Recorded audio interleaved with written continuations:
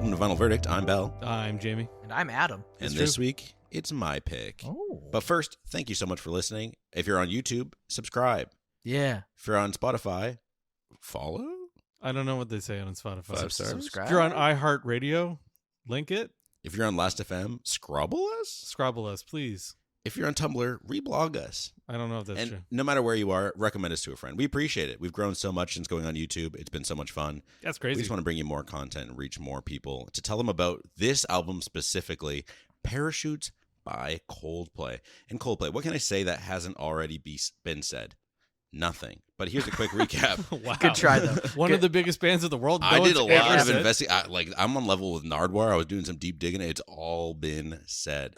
But Coldplay are a British rock band formed in London in 1997, which was the only city in London at the time. Interesting fact. I did find that out when I was doing my research. Whoa. What?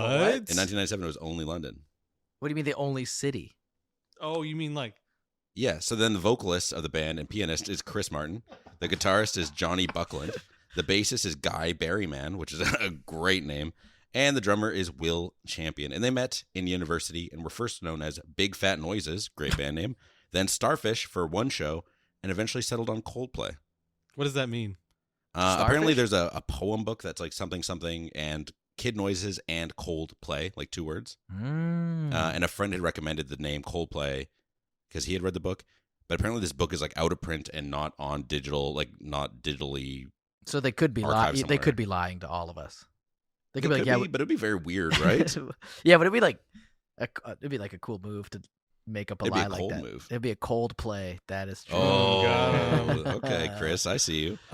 So before you mentioned any of the other people that aren't Chris Martin, I had no idea who was in Coldplay. Chris Martin. Chris Martin and some other guys. The Yeah. guy and Gene Roddenberry. What? The creator of Star Trek? I don't know, Gene Rod. Oh, you look at the. Don't look at the back of the. That's what the guy. is this? Say that is the guy who created Star Trek. Oh, he's looking at the back of the record, which was facing him, and I was like, "Is he reading like the producer name? Because that's No, I was just. You said the Something guy was Nelson. named. The guy's last name was Many Berries or something. Berryman." That's what I. That was close. That was close. Well, that's pretty much all the band's history before the album we're talking about today, Parachutes, as it's the band's first album and was released in July of 2000, only 3 years after the band formed, Mm-hmm. which is crazy. Since Parachutes released in the year 2000, Coldplay's released 9 other studio albums. They've been pretty consistent releasing music over the last, 25 years? Something like that, yeah. That makes me sick to my stomach. You're old. Shut up, Jamie. You're old. Adam saw me getting upset and he got defensive. We don't Yeah. mean it, Jamie. He's pretty old though. The longest break was 4 years, with them usually releasing an album every 3 years. If you don't know, Coldplay is one of the best-selling music acts of all time. So you probably do know them. But they're very well known for their anthemic pop songs and crazy live performances. But Parachutes is a very different feel. It's not quite that big, bombastic music that comes with their 4th album, Viva La Vida. It's very well produced, which is impressive considering this is their first release, but it doesn't really contain any songs you'd belt out, which is a staple that the band really starts with in their 3rd album, X and Y, but is again cemented with their 4th album, Viva La Vida. I've been listening to Coldplay pretty much as long as I've been listening to music because they are one of the most popular bands like on earth. Like I swear. Yeah, they still are. Yeah. Their last tour was the the highest revenue tour until the Eras tour. Really? Yeah, That's crazy. it's absolutely huge. I've seen them live. It's fun. Like they do a lot of audience call outs and play and like stuff falling from the ceiling and hold up your phones or Like, they hand out stuff for you to hold when up. they play Yellow, they have like those big balls full of confetti or whatever that they like toss around the audience. It seems really fun. Yeah, this is the album with Yellow. You've heard the song Yellow. This is this album with that. If spoiler alert, I guess. If only it was all yellow. Yeah, their music was everywhere. Every radio station, TV shows, commercials, the Super Bowl, there's a Coldplay song or feature somewhere. I've been actively listening to Parachutes since around 2007, 2008, which is when around the time I got my first iPod, and I really deep dove into filling up my iPod with as much pirated music as possible. And of course, Coldplay made the cut. I did end up getting more into Viva La Vida when it released because it was very heavily linked to Apple. It was using ads and stuff like that, and of course, Apple in the late aughts is so hot. Yeah, and it was like in like the the iPod picture. Mhm. It was like on the, I don't know if it was on the box. Oh yeah. But it was like in so much advertising. It was like They were like the band photo. it was like black yeah. and white So like when they silhouettes. switched the UI to be half scroll and half album art, it was always Viva La Vida. Mm. And it's funny because they just took an already famous painting and scribbled word on it. Yeah, I mean it works out. I mean, when it's good, it's good. Yeah, this has been an album I've really come back to repeatedly over the 17 years since I last heard it. It just feels really well balanced to me, with the production being something I just want to get lost in.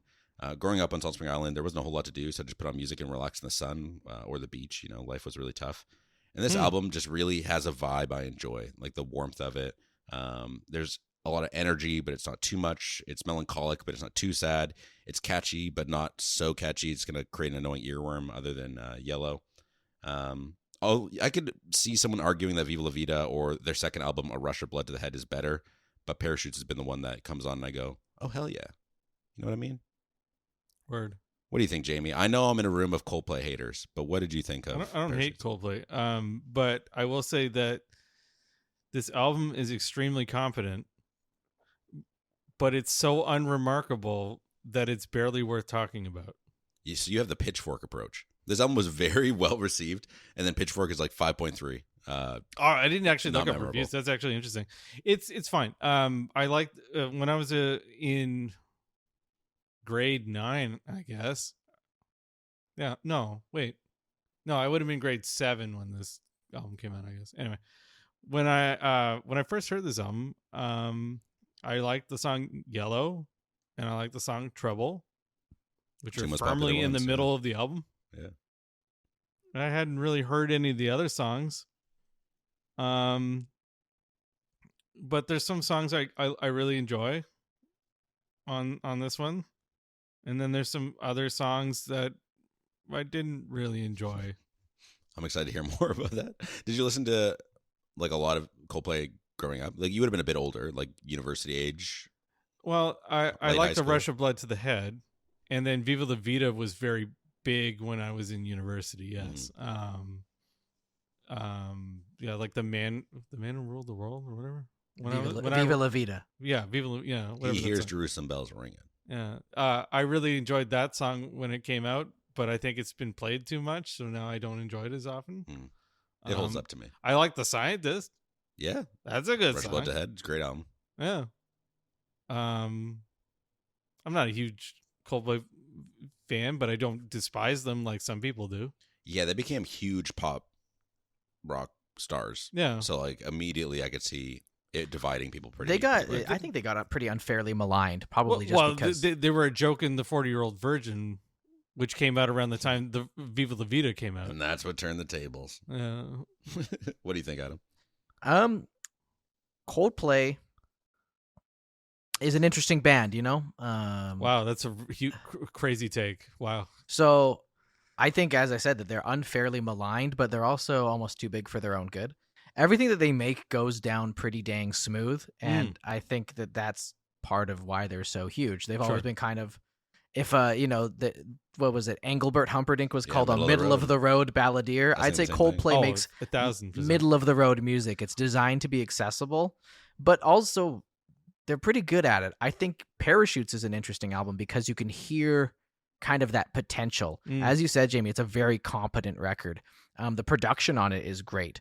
A lot of the songwriting has interesting and great moments that you will feel them flesh out the ideas further on following albums. Yeah.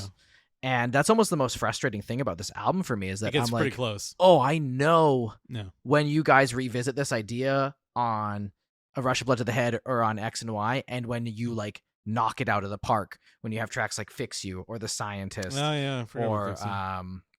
not Speed of Sound, Clocks.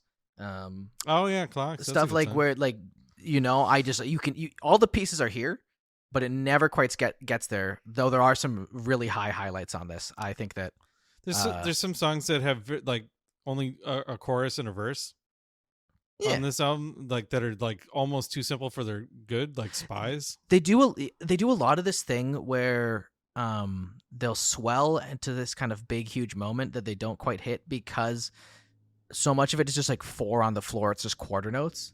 And it's a bummer because they have like a lot of like there's some really good bass lines on here. There's some Mhm. very interesting rhythmic ideas that then they're like, and now we take it big, and it just goes ba ba ba ba ba ba ba ba ba ba ba ba, and I'm like, okay, Which is funny because that is still kind of a trope in their later music, and maybe that's what makes it anthemic is like that ease 100%. for normies to be like, I can You just stay have on to- the beat of this. You just have to follow the beat. You don't have to like perceive. I also see on this. I always thought that they were unfairly compared to Radiohead.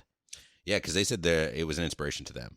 Yeah, and I hear it on this one more so than any of their other albums because I never really was like, they don't sound that much like Radiohead. No. Except for a couple of songs on here, I was like, oh yes, this sounds very lifted from Radiohead, which I think people gave them crap for because Radiohead, like 3 years prior, had like their biggest, had OK Computer, which Yes. was everywhere, and Radiohead was still kind of at the height of their popularity when Coldplay came out, so it was hard to avoid the idea that they were biting. Well, OK Computer won Album of the Year.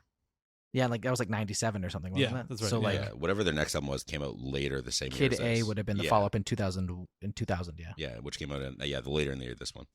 But yeah, they said they were inspired by Jeff Buckley, and I can see that. And Radiohead. Radiohead is also inspired So by Jeff Buckley. Buckley's has a lot of work with falsettos and stuff like that. Chris Martin does that. yeah, which Chris Martin has a great range, but sometimes he just chooses to go falsetto instead of using his full voice, which is interesting. Yeah, which is for better or and worse. choice. Yeah. Chris Martin's a great vocalist. And another interesting thing that it didn't really click until now is the lack of piano. 'Cause Yeah. Coldplay is very piano heavy. Chris Martin is a very good pianist. Does not come up often in here. It's almost kind of nice. It's a lot of acoustic guitars and the echoey, reverby electric guitars with just hints of piano here and there, but it becomes a staple in their later music. Even like when Chris Martin features, he's usually playing piano with another artist. He's like one of the last cool piano guys, right? Other than Piano Man, yeah. Billy Joel Man, himself. that's not a real guy. What? The What? Piano Man? He can't hurt you. Is that what you're trying to say? Or? No, the Piano Man's not like a real guy. Well, then how would he sing us a song? Well, no, he's He's a piano man. I don't. Have you heard of Stories? Well, I've definitely heard Like Moby Dick. that we should give this album one last listen. Maybe then you'll learn. You say Tony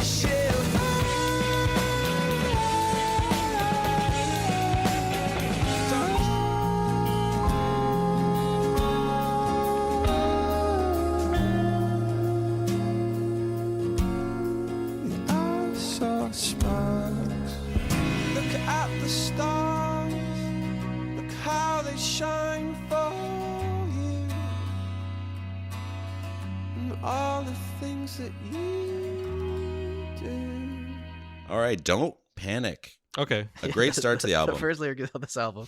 The Piano Man is real. He's a real person. Hi. You can meet him at the Piano Man. This is where he lives. Yeah, Don't Panic. The Piano Man is real. I think it's a great start to the album. It really shows a strong production value, and the mix of acoustic and electric guitar works really well. It's also nice that it's short, clocking in just over 2 minutes, because most of the other songs this album are 4 to 5 minutes Yes. long.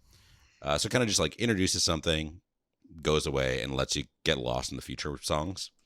And it's a simple song about Chris singing about how the world is ending, yet all he can see is how beautiful everything is around him. And this song is a reference to the book Hitchhiker's Guide to the Galaxy, in which Earth is destroyed by aliens, and the main character realizes after it's all gone how beautiful it was and how much he enjoyed being an Earthling. Chris has said that it's about a slightly disastrous evening spent entertaining a young lady called Alice Hill. That must have been bad if there were bones involved. I don't really understand how this could be a bad date. If there's bones involved. Yeah. I love bones. Bones sinking like stones is like boning on- the first line. Mm. So I hope we found Alice Hill. I hope she is okay. I said that this song has so few words in it that it's like impossible to be offensive, but it doesn't manage to say much, which is also impressive. I liked it, but it's, again, unremarkable, I guess. It is short. This is a very warm song to me. Like, Yeah. Again, it's really hard to say. I say it a lot. Like, again, throwing back to our what was it? Last time we bought episode, we talked about Yellow Days, where it's like it feels like a heat wave. Like this feels like laying in the sun to me.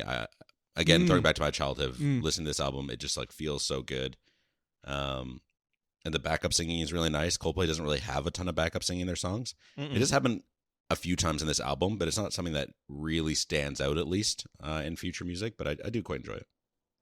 Yeah, I think that the drums on this track do a lot, especially like it opens with like these guitar strums, and you're like, okay, this is gonna be, and you're immediately surprised. I was immediately surprised when I first heard the drums come in. I was like, oh, this has got more bounce to it, and it's like a very, it's like you could dance. It's like almost it's a dance in your chair type song. Mm-hmm. You could Like wiggle you'll kind of along bounce to it. You can wiggle to it. It's not, you would never stand up and dance. No. But it's a great song. I love the reverbed and spacey guitars on it. It just kind of end. It's kind of my biggest knock against it. But it's a really nice groove and a nice way to open the album. Yeah, they do that a lot. I think there's one fade out on the album. But yeah, this one, he's like in the middle of singing, he finishes a sentence and the guitar is stopped and the song is over. Mm-hmm. I feel like that there's one of the things that they learn and they improve on in future albums is how to end tracks. A lot of the tracks on this album kind of just, I feel like, end on a bit of a dud. Yeah, if you do it once or twice, it's like, okay, it's purposeful. If you do it too often, it's like you don't know how to end the song. Yeah, which is fair. And that is one note as well with the drumming is they're not afraid to let it be quite forward. The drums are usually pretty audible, which I do enjoy. They sound very clear and crisp. Which is really impressive considering a lot of these songs are recorded live with just the electric guitar being added in afterwards, which I'm assuming is because of all the effects. Mm-hmm.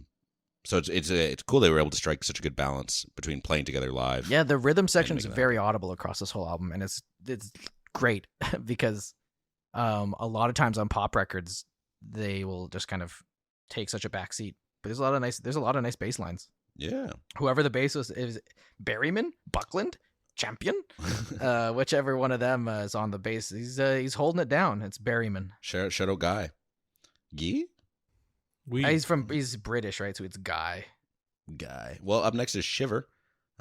This is one that was actually recorded in one take. They did plenty of takes, but they chose the one where they'd done it all at once, which I think is pretty impressive.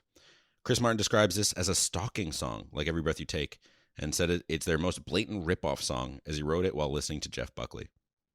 The stalker thing kind of makes sense with the song starting off with him watching someone who doesn't see him. In the chorus, he describes his passion for her and how he wants to be with her from when she wakes up to when she goes to sleep and how he'll change anything about himself if he needs to.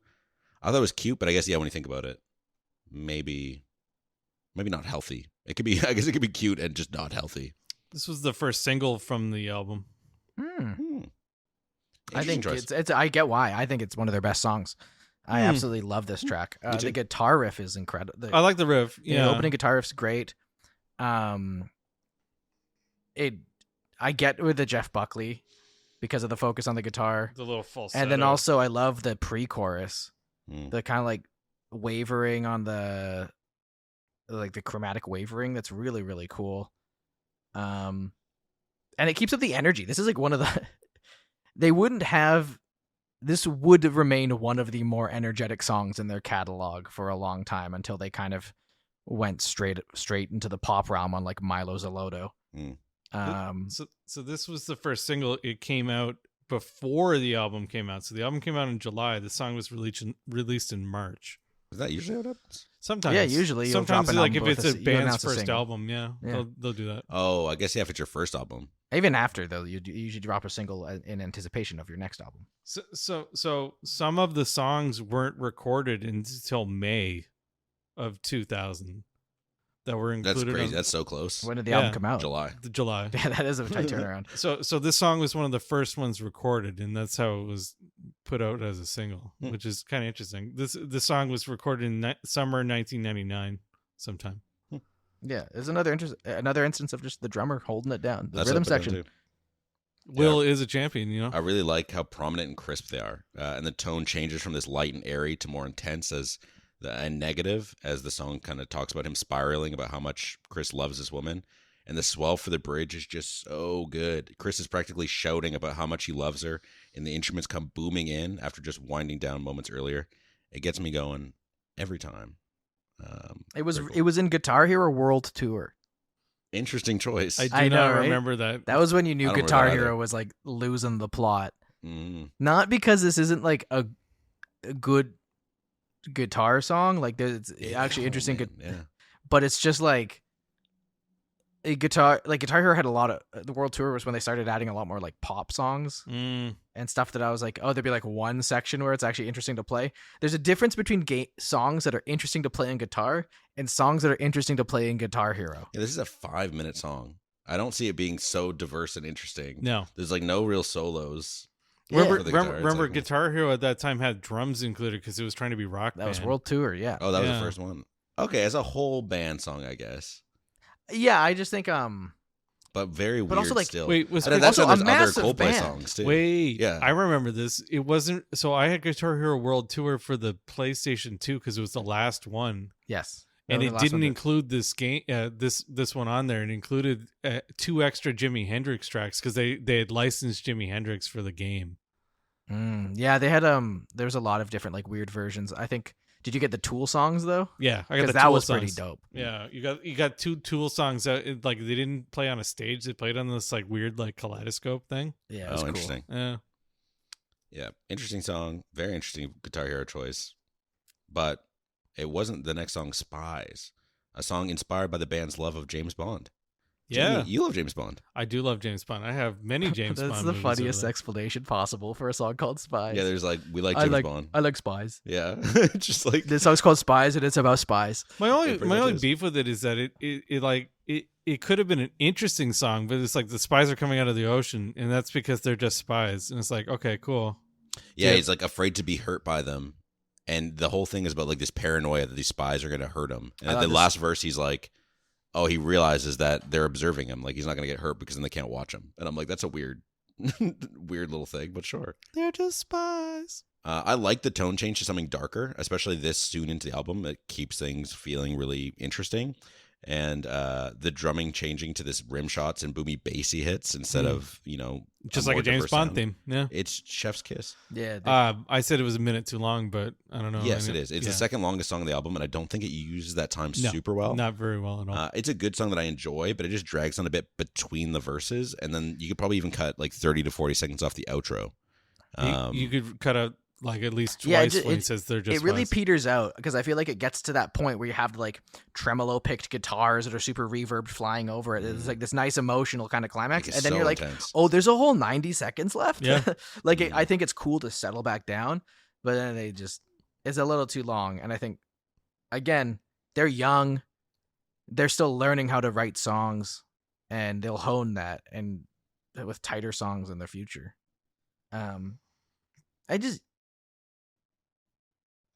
This one just doesn't hit for me that well. Yeah, it is very odd. I went to listen. The bridge happens, and there's still 2 minutes left of the song. Yeah. After. So after the intensity of the bridge, where it swells, 2 more minutes. Like it's too long. And it's 2 more minutes of what was just the first half of the song. Exactly. So like if they had did something, if they like added more variety, it would be cool because I think it's a cool tone. Like they do have the like kind of, I don't know what it is. They're like kind of plucked. There's a nice instrument in the background that's kind of cool. But yeah. Yeah, it's a very interesting idea. They just did it too long. Then we get into Sparks, which is not the single? song from Tommy. It's a single? Yes, it was one of the singles. It was the oh wait, was it one of the singles? It probably was because Fact it's got check, so Jamie. many listens. Classic. I love this song. It also is TikTok popular. I see it on Reels every once in a while. Which I was like, wow, that's crazy. I love it when music I like becomes popular. It's more people should listen to it. It was not a single. It re-entered the charts though because of TikTok. Nice, nailed it. I love this song. It's another one that feels so warm and comforting, even though it's kind of sad with about it being about someone trying to convince their partner to give them another chance after disappointing them. And the bridge being I saw sparks could be an allusion to him feeling she was the one, but her not feeling the same way since it's only one-sided. It also kind of feels like he's talking to himself, trying to be like, this is what I'm going to say when I see her. Because he says, that's what I'll do. Yeah, that's what I'll do in both verses. Like he's like, yeah, that's what I'm going to say to her. But I don't know. It just is like, it feels so emotional. I really enjoy it. I don't really know how to describe why, though. I like that it was the right length. Yes. This song is the perfect length for this song. 100%. Yeah. It's got like a lullaby-esque feel. Sort of. Maybe that's what it is. Yeah. Very soothing. However, the note I have for the song is I forgot it immediately after it ended. Yeah. Because every time I've listened through this album, I go, man, Yellow's pretty good. Spies was okay. Oh, there was one in between there. Yeah, it's like a hot song and a unique song, and then you had a lullaby song, and of course, a lullaby song is not super memorable. Like, you don't have an earworm for a lullaby. It just like, kind of is. And it's very pretty. I don't know. It doesn't hit for me. It's a little too dull. It would put me to sleep well. If somebody played this when I was going to bed, I would have been very happy. Yeah, this is another one where it was recorded live. It feels like it. Maybe that adds to the warmth, but yeah, I really enjoyed this one. I also, though I say I really enjoyed it, I also don't know if I would know right off the bat what song it was looking at. Like, I'd have to really think through all the songs and be like, oh, I saw Sparks. Yeah, like, gun to your head, sing Sparks. You'd be like, I'd have to sing every other song first, and then I would remember it. And that's someone who listens to the album all the time. But again, some of that challenge is that it's followed by Yellow. Yeah. One of Coldplay's most popular songs, and the song that made them famous. I like the music video for this one. Yeah, him on the beach. Yeah, and it's like recorded at 50 frames a second and then slowed to 25, and he's singing the lyrics. So it's all slow motion. And it goes from nighttime to daytime. It's a very beautiful music video. Yeah, it's great. Unfortunately, he ruined it by deep faking himself for like an Idols music video, where it's that same music video, but he's singing lyrics to an Idols song. What? Yeah. What? Like the band, like the punk band Idols? Yeah, I think so. What? Yeah. Fact check me. They But sold out. God but damn. they were like, oh, do we have permission Somehow to deep Chris fake Martin it? of 2000 is fronting the Idols in Yeah, and he 2024. was like, I'll even help you. Like, I'll mouth your words and you can deep fake it over my younger body. I was like, oh, interesting. That's crazy. They just It's they just straight just up took music the other video. music video. Yeah, it's just straight up the music for Yellow. It's very odd. I like that. I love Idols. Great This is going to be band. controversial. This is a good song, but it feels out of place on this album. And it's probably my least favorite song, or one of my least favorite songs on this album because of it. The other songs are just so polished, and this one isn't, and it gives it charm, but it really sticks out because everything else is just so well produced and so full. I don't know. I'm surprised you don't like it. I think it's one of the biggest songs for a good reason. I like the song. I just don't like it on this album. This could be on Rush a Blood to the Head and it'd probably fit better. It also could be that I've heard this 1,000 times, and maybe now when I get to this album, it sticks out even more because of that. I don't know. It has It an doesn't really fit to extremely me. simple riff that is extremely catchy. Riff? Yeah, like the whatever the The dad dang dang do do. It's so boring. yeah, that part. Yeah, Sure. that's it. It's kind of catchy. I This don't know. song was a massive hit. The Rock and Roll Hall of Fame included Yellow on their songs that shaped rock and roll list for being one of the most successful and important recordings in music, which is pretty wild. This was the template for a million songs that would end Grey's Anatomy episodes Oh. or Orange County episodes. Like the OC. no, I call it Orange County, just so people know that I know what that stands for. That's not what it stands for. What does it sound for? Oh my god! Overclock. What? The original character. Yeah, the song's pretty simple with it just being an acoustic guitar before the rest of the band comes jamming in with a powerful and loud electric guitar riff line, whatever you want to call it. During the verses, it's balanced out again with the electric guitar taking the back seat for the acoustic guitar drums, and of course, Chris Martin's excellent singing. Some tasteful strings too. Like again, it has some of the production, just not the polish that I guess I assume or like that I enjoy for the rest of the album. It feels really genuine though.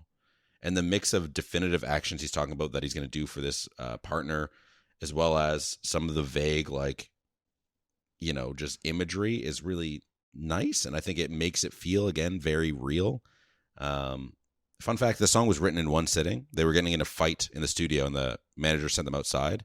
And they were like, wow, the stars are beautiful. And then they wrote the song and came inside and were like, holy, we got to finish this song right now. And the word yellow was just a placeholder they hoped to replace, and they couldn't think of another word. So it was all yellow. It wasn't actually like purposeful. And that's how they wrote the world's best pissing anthem. Hell yeah. Oh my god. Since then, they've said yellow refers to bright, hopeful mood or devotion.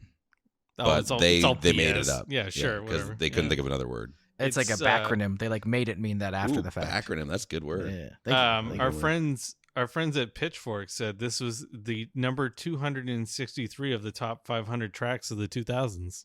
I think it's a great song. Sure. It's I beautiful. think it's pretty good. Yeah, it's nice. I think it should be a better last song, but I don't know. It kind of is begging to be a closer, But you and don't they put a probably good song put it on in the that middle of the album because of the label. Yeah. Someone should write a song called Closing Time. I think that if somebody did that, I would want them dead. I want it to be the first song. Closing Time. Then we get Trouble, a piano-heavy song. Our first Oh, on the it's album. so good, dude. This piano riff is pretty cool. I don't It is. know. It's actually one of the things that made me want to learn piano, and I can play it on piano. I was like, this is just a little What beautiful about piano. Clocks or The Scientist? No. Huh. I'm not a huge Coldplay fan. I really just like this album. And I own Rush of Blood to the Head and Viva La Vida on vinyl, but like this is the one I put on. So like this inspired me in the last few years to learn piano. I'm not like an expert or anything, but this song is about the time Chris fired their drummer Will Champion because he wasn't able to keep perfect time during recordings. And since they'd just gotten a record deal, the band thought they had to be perfect. But after 3 days of using a drum machine, they called Will back and apologized for lashing out on him. I'm sure Will is glad they called back and that he wasn't too stubborn to accept. Yeah, because No, no like, imagine kidding. being like, no, you hurt my feelings, and then all of a sudden they become the most popular band of all time. Yeah. This was another big hit for the band in the UK, with British press saying it was a major reason why the album sold so well in the UK. I don't know if I get it. Neither do I I. like Neither it, do I. but Neither like do to I. be a major reason the album sold? I said that this has 266 million plays from people playing Yellow and forgetting to turn off the next track. Boom. Got Oh, him. the British people go crazy with this, I guess. The song got heavy radio play when I was in high school. Yeah. I remember it like you turn on a radio station and they were probably playing Trouble or Yellow. I feel like I just did not process the existence of Coldplay until A Rush of Blood to the Head. That was when I started hearing clocks everywhere and stuff like that. Oh, you were listening to Pink Floyd if you heard clocks everywhere. Ew. I like the song. It feels dynamic with the instruments coming and going, the slight reverb added to the vocals in different sections, and the whammy and guitar fading away at the end of each verse and at the end of the song. It's just crazy how good they were at recognizing what to do with the instruments. And again, the piano is beautiful, and I think it stands out more because it's not used as much. And again, it's kind of like a teaser for what Coldplay would become. It's this song is 4 minutes and 30 seconds long, and the previous song is 4 minutes and 29 seconds long. It's kind of interesting that two biggest singles from the album are almost the same length. That's the secret. And that's long for a single. Yeah, Like, that's crazy. Then we hit Parachutes, the title track. the shortest song on the album. It's an interlude, yeah. Interludes are pretty rare for Coldplay, with the next one not appearing until their 2011 release, Milo Zolotto, which is kind of surprising. The song is so short that I couldn't dislike it. I'm sorry, Adam, I cut you off. No, I was gonna. He's going to say the same thing. I was just gonna say it does feel weird that like for such a band that can be so theatrical to not really do any sort of, transition or interlude type songs. It's Why is this the name of the album? I don't know. They also, why is it called Parachutes? Yeah, I don't know why it's called Parachutes. Why would they pick The this album one? cover doesn't even have a parachute on it. Whoa, No, it's got a glow. We'll Actually, talk about that after. Depends on how far out the camera is, because there could be a tiny little parachute on it. I'll talk about the name when I find it at the end of the episode when we talk about the album. I think it's a cute little ditty, Sure. a pretty little ditty even. Yeah, it's I like the home recorded feeling of it, with it just being Chris on the acoustic guitar. Yeah, I'm it's a very sucker warm. for hearing the guitar player's fingers dragging across the frets, and you get a lot of it. It could definitely be annoying to some, but I enjoy it. Lyrically, it's just Chris saying that even though we're in a stormy season of life, I'll be there for you. It's very pretty simple. Has a similar odd feeling to Yellow, where it's very raw, even though nothing else is. But maybe this should have followed Yellow to transition back into the well-produced stuff. Especially because Yellow ends side A of this album. Obviously, I doubt this was, the vinyl was thought of at the time, but maybe it could have ended side A instead. No. Yeah. After that, we get High Speed, a song about a fast-moving relationship that slowly loses control, or I guess maybe quickly losing control. It's called High Speed. It's pretty simple lyrically, with most of it just repeating itself, but I like the small changes with it changing from "Can we stay in control of how things are progressing" to I wrote down the wrong lyric. I think it's like, "Can't somebody stop this?" Oh yeah, Can't stay in control. can't stop. Addicted to the shindig. Kickflip, California. My name's Anthony Kiedis. Binga bonga bonga bong Burbank. I can't wait till we talk Glendale. about Stadium Arcadium one day. One day. But yeah, I just like the subtle changes in the repeated lyrics to make it very clear where it's like, someone's got to control this thing too. I cannot control this. We've got to stop it. The relationship is not going well. I don't like the way he says confidence in this song. Confidence in you. Confidence in me. I don't like it. I don't like the way you pronounce This is confidence. where the Radiohead accusations make a lot of sense. Word. The vibe of this is so much like Subterranean Homesick Alien off of OK Computer. It's a crazy song name. It's a have you? Well, I've it's only a listened to it's a Bob In Dylan. Rainbows. record. Oh, Yeah. dude, you're missing out. Well, okay, that's not true. Okay, I've so listened did to you know the that there is a others, theory that In Rainbows is a counterpart to OK Computer? They both have 10 songs. The first track of Kid A has beeps that are the exact same tempo as the ending beeps at the end of Airbag, but before Paranoid Android. So there's the whole rearranging of the album where you can have every other track is one from In Rainbows and one from OK Computer, and then the middle track is Fitter Happier, and then that transitions to flip the other way around. Okay. It's all made up and not intended by the band. But it's good. It's like, what if you took two 10 out of 10 albums and listened to them together? It's 2 10 out of 10 albums still. Anywho, yeah, this song is just Excellent aside, though. That's the good. kind of the vibe of the drums, the floaty bass, the kind of soaring, like, I don't know if it's a guitar, it's heavily distorted guitar of some sort. That's kind of like these like kind of, it's like sounds like an alien noise. Yeah, Like, kind of. You can hear that. Yeah, Um, actually, that's true. There's even like some weird kind of like beepings at some points and stuff. yeah, it just sounds a lot. The moment I heard this, I was like, this sounds like a Radiohead song, but not as good. I love the bass in it though. It's a really like, good bass line. do-do-do-do-do. Like it just kind of flutters in the back. It feels really high in the mix, and it just is so nice. It's got the song's got a slinky groove, and it's kind of like a cool vibe. I don't care for the chorus, The falling synths. and but I love the vibe of this track. Yeah, it feels a little long, probably because of the repetition. I don't really mind because I could listen to the instrumentation all day. I really do love it. The song ends in a fade out, but I think it works because there's this desire to escape. There's this like, again, when is this going to end? Are we going to lose control? And like that thought isn't resolved in the song, so it makes sense to fade out in my head. I don't think it. I think it could have been improved by a reduction in time, but not a significant reduction in time, but perhaps a little bit. 100%. Well, after this, we get We Never Change. It's true. A sad feeling song about wanting to live a peaceful, stress-free life, and how, though we try to make a difference, things never change. At first, I wondered how the verses tied to the chorus, since the verses are this desire to escape, and the chorus is this admission that we can't learn or change anything. But maybe it's a realization that no matter what we do, we can't seem to make an impact, and how that leads to this desire to shut yourself away from everyone else. It also kind of explains the somber tone, because it feels sad. It feels like a little bit defeated until the chorus, and then it's like, never mind. Kind of. It's a very odd pacing, but I don't think it's bad pacing. It's just different. This has always been a personal favorite of mine on the album. The chorus just hits so hard with the dreamy, echoing electric guitar and the sadness in Chris's vocals, and the bridge's recognition that we make mistakes, and feels like he can't save his soul. Feels pretty powerful. I also like the quick wrap-up as things are suddenly stripped down to just the acoustic guitars and vocals as he sings about wanting to live in a cabin in the sun and be with his friends, because me too, man. Word. Me too. I like the little electric part around 2 minutes and 30 seconds. I think it's really nice. Mm-hmm. I found this one forgettable, That's fair. but it's like the rest of this album, very well produced, very pretty. This track, I would struggle to find a reason to put it on, but I would see no reason to turn it off.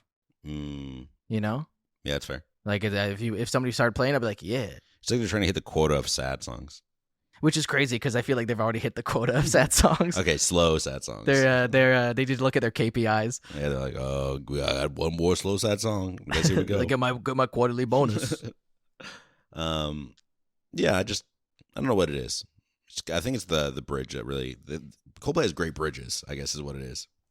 Just like London. We get the final song, Everything's Not Lost. It's a long one. Clocks in at over 7 minutes long. It's a hopeful song about how even though we all have our demons, don't let it drag you down. There's still hope. Lots of repetition in the song, but it's a nice, wholesome message. The last chunk of the song is also a banger. Another great bass line. Yeah. Yeah. Boo-doo-doo, boo-doo-doo-doo. I'm like, yeah, yeah. Yes. Wait, I love it when they hit you with that boo-doo, boo-doo-doo-doo, you know? Mm-hmm. What do you think, Jamie? You know, yeah. I don't know. I don't have a ton of thoughts on this one, but I like the beginning part. And then, are we considering Life is for Living a second song or not? Technically a hidden track, but you can talk about it. I have less thoughts about Life is for Living. Well, do you have any other thoughts on Everything's Not Lost? No, I like it. It's fine. It's a good closer to the album. It's a really nice build. Yeah. It's very beautiful. That's very a good way of putting it. Yeah. Yeah, from 318 on for the end of the song, the Everything's Not Lost repetition and the vocalizing gives it like a mantra like feel, like he's trying to convince himself or that he can overcome whatever's rising up against him as the backing instrumentation rises up with him until it crescendos to just Chris's heady falsetto and a warm piano. It's very pretty. And then, like Jamie had mentioned, it also contains a hidden track, quote unquote, called Life is for Living. That starts after 20 seconds of silence. It's like a continuation of Trouble, with it being an apology for hurting whomever it's been for how it's been making him feel awful knowing that he hurt them. It's simple. It's cute. Short. It's simple. It's cute. Short. It's a hidden track. It's great. It's a cute little hidden track. If I if I skipped backward from the first song on this album and found that, I'd be pretty happy. Yeah, it's not bad. That's one of the Skip things. backwards and then listen to a whole track and then hear it. What? It's not a separate track. It's just like 20 seconds of silence. Oh, is it? Oh, is that what on it is on the streaming album? it Is that what a it is on separate track. on the Yeah. album? Oh, okay. It's not listed, but it's on there. Because like what a crazy discovery it was when you like accidentally pressed like back on the first song like on an on a CD album and you went to player, like the negative numbers of songs and there was a song there and you're like, oh. I remember like having like almost thinking my CD player was broken because it was like a nightmare. It was a weird. I can't remember what album it was, but it was a weird hidden Was track. it the Mollusk with its scary clown music outro? It definitely wasn't the Mollusk. Was it My Morning Jacket where he just screams? Because that's also scary. No, I can't remember. I Those think are it the only was scary ones I know. Jump Scare the album. I think it was on Stunt by Bare Naked Ladies, but I can't remember. Oh, I can't great remember album. what the song is, but I miss that. Something that streaming has taken from us, just like special features in movies, and they've also taken hidden tracks. No one hides a track anymore. Did anyone ever watch the special features on movies though? On movies? Yeah. All the time. Really? All the I was a time. very bored kid. Yeah, nothing else to do. fair And enough. I only had so many DVDs. Yeah, exactly. But some of them were really cool. That's what got me into what's it called? Commentary tracks. So Ah, like I'm gonna okay. watch a Oh, movie man. again, but I like didn't want to watch it again, so I'd watch it with commentary. And you'd learn lots of cool stuff. Waking up to the DVD menu, my God, the Shrek 2 one's fire. It's at Hollywood Squares. Woke up to that one. Oh, a lot. yeah. Man. Uh, Commentaries are great too. mm. No one does them. Well, maybe they do. I can't buy it. I'm not buying a DVD. I can't. I'm not buying one. I have no way to play it. It's gonna so- be. It can't be that expensive. You just gotta get a couple of guys to sit down for like an hour. Yeah, we do it for free. We'll commentate your movie. If there's anyone out there who has a movie, we will commentate it. Did you ever watch You ever seen like riff tracks? Like Mystery mysteries. Science Theater Yeah. 3000. Yeah, but riff tracks is like. Oh, like that Harry Potter one that Brad Neely did. Is that who it was? Wizard People, Dear Reader. Yeah, Wizard Dear Reader. But yeah, it's like a Mystery Science Theater, but like they did them online. You can just download them as like audio files, and they'll like link to whatever file you get. The oldest And it's wizard very in the fun. world, Dumbledore. If you haven't seen that, it's honestly very So good. funny. It is very, very funny. Well, the album itself, it's called Parachutes. It says Coldplay Parachutes, a nice font in white at the top. Some say Parachutes is because of the symbol of safety and security, which is a major theme on the album. So think about it. Maybe he said, "I want to call the album a pair of shoes." Yeah. That's not how he sounds. On Chris but I like it. Martin. The front has a globe that's very warm yellow. It's spinning very fast. It's blurred, so you can't see, but it's got North America and Africa. So Wait, we what? win again, nerds. North America wins. And it's just barely lit. Like you can kind of see the desk it's on, but barely. There's like something behind it. You can kind of I barely think it's see. like there's like a light inside it. Wait, North it America looks and great. South America. Wouldn't it be North America and Africa. I can see Africa. The Africa of the Americas. Listen, I don't know geometry, okay? I'm not a geologist. On the back, we have a picture of the band leaning against a railing with some bright, beautiful blue sky above them, and has the tracks very slightly separated by side and the credits or copyright information with a barcode. That back picture looks underground and independent in a way that they never ever will again. Yeah. And like the long scruffy hair, just random t-shirts, because Coldplay is also very known for their fashion and stuff like they're putting in the production of their shows. Yeah. So seeing them in just like a skater t-shirt and like mismatched colors, it's like, oh, weird. Yeah. Because they would have been instantly famous after this. On the inside, we have a black record, but there's also stuff.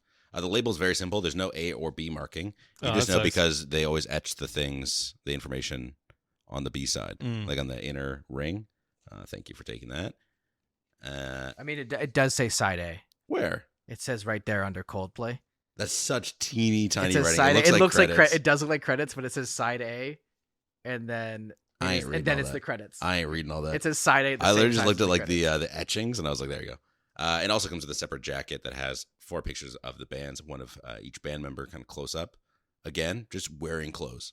It's crazy to see someone in just like a bad short sleeve plaid shirt. And the back has a nicer photo of the band. Someone's wearing like a Billabong t-shirt and has credits with the names, producer information, all that. It's a nice photo. I don't think Chris Martin has ever had his hair that long again. Right? Especially on the back photo. Like it's long, curly, like surfer bro. It's nuts. Very cool piece of history. I have owned this record for a long time. I have no clue how much I would have paid for it, but I'm sure it was $20 to $30, like an average record. I would not have paid more for a record back in that day because I was just buying them because it was cool instead of wanting music I like. It's now worth a couple $100 shipped on Discogs, so that's pretty sweet. You heard it here first. Records are better than stocks. Invest now. I don't know. I think it's worth the money though. What did you guys think? Jamie? Hold on. I gotta bring up the list. They have a guy credited just for computer magic. I put this album in the 27th spot below the rural Alberta Advantage's hometowns and above Tyler the Creator's Wolf. So why? That's low, but you didn't sound that negative. It's low, and I'm not like. Here's what I'm hedging my bet on. There's going to be a worse album we talk about this year than this album. I don't think it's terrible. It is of a time, and like the time is not now anymore. So true. Word. That was my deep thought for the day. But I didn't hate it. I just thought it was unremarkable. So it goes down on the list because we've listened to better music or music I enjoy. It's down on your more. list because you don't hate it, but you also don't like it. That's right. So it's just so unremarkable. You'd rather listen to something you don't like than something you don't think of. Why? Yes. Interesting. I won't say you're right or wrong. It is a choice, isn't it? Leave a comment down below. That's fair. What do you think, Adam? I think that Coldplay is pretty okay, and if you're a fan of them, you are an NPC. But that's just fine. Not all of us have to be main characters, Christ. okay? Some of us can just play a supporting role and support the biggest band in the world. No, I think Coldplay, they're famous for a reason. I think this album has a lot of beautiful tracks on it. It's very well produced. It's a competent debut, and I get why they blew up. I think that if you cut this down to the 5 best songs, you'd have a killer EP. Yeah. And otherwise, at its full length, it just makes me EP. Ayo. So due to general boredom, I can't say I love this album, but I do appreciate a lot of it. It's going in my 23rd spot above Dump's Super Powerless and below Lana Del Rey's Did You Know That There's a Tunnel Under Ocean Boulevard? And to clarify, I would say that the line on my list of whether or not I liked the album, anything below Our Lady Peace, Spiritual Machines will be I don't like it. That's crazy because I was gonna say I feel like you're pretty positive on Lana Del Rey. I think And Lana Del Rey 20-something. Lana Del Rey when we ranked Lana Del Rey, she was like number 8. I That's don't know. I crazy. think it's gonna climb. I keep being like, well, I can't wait till we get to the end. We re-rank. yeah, I think there's gonna be a lot of interesting re-ranks. But yeah, I would say that Our Lady Peace is the line. I've yet But to it's put above anything. the I've line, yet to right? put anything below it. That's what I'm saying. It's like I like the album. It's good, but anything worse than that is in the I don't like it anymore. That is wild. I love how the last few picks, at least, we've had very different placements. And that's the joy of, I guess, of Where- this podcast. I don't know. So where are you No, putting it? It's not the joy. The joy is you should agree with me, then I feel joy because I go, yay. Oh. The joy is that I bring an album on and everyone likes it. And goes, Yeah. Adam, good job, good taste. You know why? Because I love this album. It makes me nostalgic for my simple island childhood while also completely standing on its own. And it'll always stick out in my mind as one of the best debut albums of all time. I consider this a must listen for people who like more poppy feeling indie alt rock. Indie at the time, alt rock. I'm putting Parachutes by Coldplay in the 5th spot, below Being So Normal by Peach Pit, and above Aguero by Beck. This album is just so good, and though some of my admiration of this album does come from the fact I've been listening to it for so many years, it does blow my mind how cohesive, well-produced, and well-balanced this first album is. And I'm very glad I own this record, and if you want to buy it, $200, and I'll ship it to you. All right? I'm just saying, I don't love any album $200, right? Amen, brother. Maybe next week's album, Jamie, what are we listening to? Listen to Dookie by Green Day. Do you have the time That's on it. to listen to me whine? It's featuring Tom DeLonge. Tom DeLonge's on it. Yeah. Really? Yeah, he Yeah. sings that song. No, Do yeah. you have No, the no, he kind time? of says he's a duh. It's more of a do you have the time? You know? Something like That was Billy Joe Armstrong. Yeah, that's what I'm saying. And I'm saying Tom DeLonge sings That's that. not the right guy. No, he sung Do I Have the Time to Listen Do to you Me have the Whine. time to listen to Yeah. me whine? Yeah, So we're listening to Billy that, DJ I was pronounces words. one of those melodramatic fools. That'll be a good pick. 1994, great year. I Great have year. never listened to Dookie. I've only listened to American Idiot, so this will be fun. Yeah. Does it have Jesus is Suburbia on it? No, that's on. That- That's that on is- American that- Idiot. that's on that American is Idiot. that is a knock against it. We've already covered Green Day, but we didn't cover their debut album. No. So This isn't their debut album. no. No. This is We their still haven't this is covered their- their debut album. This is their major label debut. Yeah, I was Yeah, gonna this is say. their third album, though, right? Yeah. Well, we'll talk about it That's next right. week. I don't want to get too ahead of myself. But for Aftercare, Okay. You let want to me get ahead of ask you a yourself? for that? question. Yeah. Okay. I would like you to ponder These questions 3. Yeah. Go on. only question 1. And that question for me to you is, what Uh-huh. is your favorite British band? The Beatles. You'd say the Beatles? No. Well, the Not the greatest, your favorite. Oh, okay. So my favorite British band is probably the Rolling Stones. Awful. Well, you've only listened to one album, And you picked a poo-pooed it. stinker. That's insane. That's insane. You guys X- listen to XL on Main Street is one of which the like greatest their albums of best all time, albums. It's not. From Well, one then of I the don't best- like them. That's what I'm saying. No, it's pretty different from a lot of their stuff though. Interesting. You just said it's the best, and I said I don't like it. And now you're saying you're moving the goalpost. I'm saying don't close yourself off Is Led to the Zeppelin greatness British? of the road. Yes. Led I like Zeppelin is that. British, yeah. 4? We listened to 4. all It was good. yes, all of their albums are British. Pink Floyd. All of them? Yeah. Not Pink just- Floyd, also British. Really, Really? like them. Yeah. I actually forgot that. David crazy. Bowie is British. No. Bowie. What's yours, Adam? Frick. Radiohead's British. That's a shame, isn't it? That's also mind blowing because you really don't hear an accent. I mean, you don't really. It's tough to understand Blur. Tom York a lot of the time. Technically, the Gorillaz Gorillaz are is a British. British band? Yeah. I'm gonna just say The Who? The British band I've been vibing with the most as of late is Black Country New Road. Never heard of them. Yeah, they're really good. I really like all of the major bands that have come out of what's been dubbed the windmill scene. So Squid, Black Midi, and Black Country New Road. These all sound like made-up incredible, bands, so, incredible, yeah. incredible artists. I would probably say, I feel like it's hard because In Rainbow is one of my favorite albums of all time, but I can't say Radiohead because like I've listened to that. I've listened to King of Limbs. I've listened to like Yeah. a few albums. Like I can't say I'm a huge fan, but it's one of my favorite albums of all time. Yeah. Arctic Monkeys to be up there. Oh, sure. Yeah, they're good. They're good.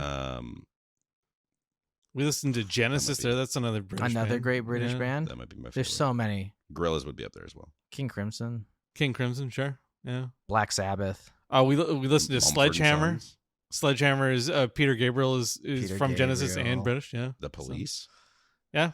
They're British. Well, British American The because Clash. Muse. yeah, sure. All of their new stuff is really good. I say that with a Muse has smile new because it's albums? really Oh. just horrendous. Muse? Yeah, Yeah, I don't think they made anything. Their new stuff is really just so bad. ELO. Yeah, man, it's Jeff Lynne, yeah. it's like I feel like narrowing it down to your favorite British band is about as easy as narrowing it down to your favorite American band. It's just like that's just where most Grand of the Funk, baby. classic No, bands. I feel like that's harder. Well, I mean, American band? Well, I guess because I don't listen to old music, so like what? I feel like there's a lot of old famous bands from Britain. Well, I mean, Sure. like yeah. So there's like the two waves of the Beach British Boys? invasion. Yeah. I don't know. Yeah. So, So like, for me, American would be harder because I know more new stuff. I don't know. Well, what would be? Would what the would Killers count as a British band, even though they're American? They're just so popular over there, and everyone thinks they're British. no, No. they're American. What about Mr. Brightside? The Mr. Brightside himself is yeah, British. he's Yeah. Well, hey, if you want to hear us talk about an American band, born and bred, Californian, Mahalo, It was only a Mahalo snog. type. It was only a snog. Man, we should do Californian bands. There's some fire ones. Green Day. Being born Blink, in the state of Eagles. Red Hot Chili California. Peppers. Okay, but what We about don't talk about the Steely Eagles. Dan for half of their career? How have you not picked Steely Dan, by the way? I'm saving it. What about Steely Danzig? That would be wild. I'd listen to it. I want to listen to Steely Dan. I've only listened to Asia. I listened to another one actually recently, and I was like, they are so good. They're I like insane. Pretzel Logic. Pretzel. They in their original run of albums. I don't think they have a single bad album. Gaucho. So choose them. Yeah. Oh, I will. I have all of them now. I have acquired all of them except for the really hard ones to find are their two comeback albums. Can't Buy a Thrill is the one I listen to. Can't Buy Thrills. Oh, that's the one with album. Dirty Work on it. Yeah. Yeah. That's a good Yeah. album. That's their debut. They got that song Taking Care of Business. That's their debut. No, and so before their no, that's debut, Back from That's a Turner. debut album? Yeah. My God. and so I they can't were buy a band those, but- before that, and then they got Donald Fagen and Walter Becker to join, and then they kicked everyone else out of the band. That's crazy. And then took the name Steely Dan. They were like, "You guys suck. You're not good enough." Kicked everyone else out of the band and continued making albums. Paid off. It worked. Yeah. Well, hey, we're not listening to that next week. Dookie, Green Day, listen with us. Leave a comment, subscribe, follow, 5 stars, share with your friends. Thumbs up. Email us to your mom. What? What? No. Or your sister. Sure. No brothers allowed. Yeah, no, there's enough boys in this club already. Hey, okay? just a reminder, we do read emails. It's the Vinyl Verdict Podcast at gmail.com. Jamie's always stamping his feet. He's like, we don't get enough emails. Yeah. Well, we get emails, but it's always from the same Jamie- guy, and I always mean Jamie's always flaunting. I can read. Frick.